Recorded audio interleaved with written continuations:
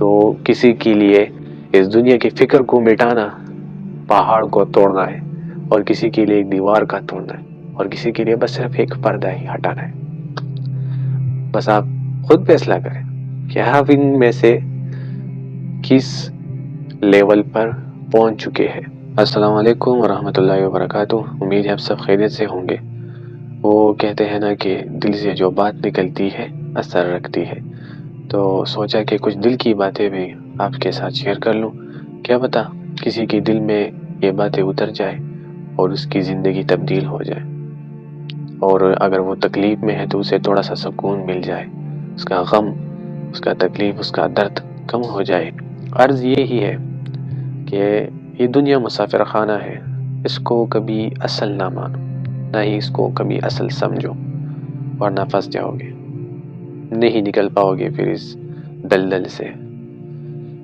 ہماری منزل، ہمارا مقصد،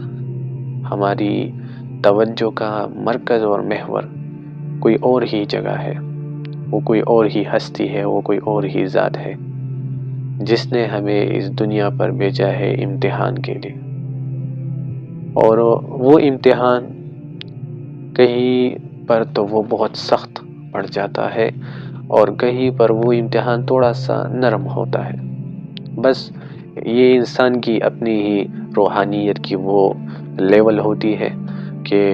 کوئی انسان اعلیٰ درجے پر ہوتا ہے اپنی روحانیت کے، تو کوئی نیچے سطح پر، اور اس طرح الگ الگ طبقے ہوتے ہیں۔ لیکن جو بھی اس دنیا کو اصل مانے گا نا، اور اس کو اپنے نظریے سے دیکھے گا، جو نظریہ ہمارے نبی صلی اللہ علیہ وسلم نے، اللہ رب العزت نے دیا ہے، اس نظریے سے اگر وہ اس دنیا کو نہیں دیکھے گا تو بہت مشکلوں کا سامنا اس کو پھر کرنا پڑے گا، کیونکہ اللہ اور اس کے رسول فرماتے ہیں کہ یہ دنیا تو مسافر خانہ ہے، یہ مکڑی کا جالا ہے، یہ دکھوں کا گھر ہے، یہ غموں کی دنیا ہے۔ ہم نے تمہیں صرف یہاں پر امتحان کے لیے بھیجا ہے، اور یہ مسافر خانہ ہے، اور بھائی تمہیں اس سے جانا ہے۔ لیکن اگر تم اس کو اصل ہی سمجھو گے تو تم اپنے ہی من میں یہ کہو گے کہ یار ہمیں یہاں تو رہنا ہے، یہی تو ہم نے مانا ہے، یہی تو اصل ہے۔ تو پھر مشکلیں تو پیدا ہوگی۔ سب سے پہلے مشکل کیا ہوگی تمہارے لیے کہ وہ جو فکر ہے نا، وہ فکر پہلے فطرت پر تھی، وہ فطرت پر ایسی تھی کہ اللہ نے جس فطرت پر تمہیں پیدا کیا تھا اسی فطرت میں آخرت کی انسٹالیشن پہلے سے ہو چکی تھی۔ ہم آخرت کی اس فکر کو اس دنیا کی فکر پر غالب کر دیتے ہیں، تو تب انسان کی روحانیت ایک نیکسٹ لیول پر ہوتی ہے۔ لیکن اگر یہ دنیا کی فکر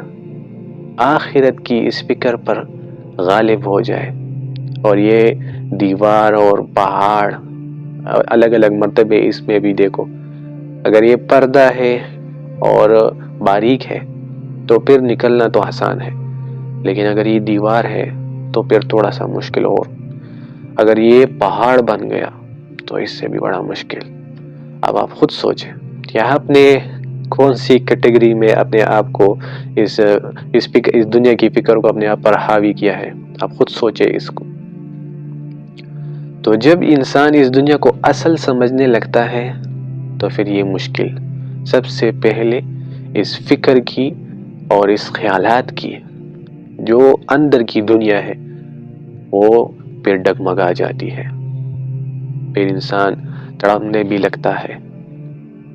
وہ گرتا بھی ہے، پھر سنبھلنا اس کو پھر نہیں آتا، ٹینشن، ڈپریشن، ان چیزوں کا پھر وہ شکار ہو جاتا ہے۔ کیونکہ اس نے آخرت کی فکر اس کو چھوڑ کر اس دنیا کی فکر کو آگے کر دیا، اور صرف آگے بھی نہیں، اس کو پہلے پردہ بنایا، پھر اس پر بھی اکتفا نہیں کی، اس کو دیوار بنایا، پھر اس پر بھی اکتفا نہیں کی اور اس کو پہاڑ بنایا۔ تو کسی کے لیے اس دنیا کی فکر کو مٹانا پہاڑ کو توڑنا ہے، اور کسی کے لیے ایک دیوار کا توڑنا ہے، اور کسی کے لیے بس صرف ایک پردہ ہی ہٹانا ہے۔ بس آپ خود فیصلہ کریں کہ آپ ان میں سے کس لیول پر پہنچ چکے ہیں۔ جو بندہ آخرت کی فکر کو وہ مضبوطی سے پکڑ لیتا ہے اور اس میں ہی مگن ہوتا ہے، تو پھر اللہ رب العزت اس کی دنیا کی فکر کو اپنے ذمے لے لیتے ہیں اور دنیا کی کاموں کو آسان فرما دیتے ہیں۔ بس یہ سمپل سا نظام ہے اس دنیا کا، کوئی الگ پنڈا نہیں ہے کہ آپ کو یہ سمجھ نہیں آئے گا۔ سمپل ہماری فطرت میں ہے،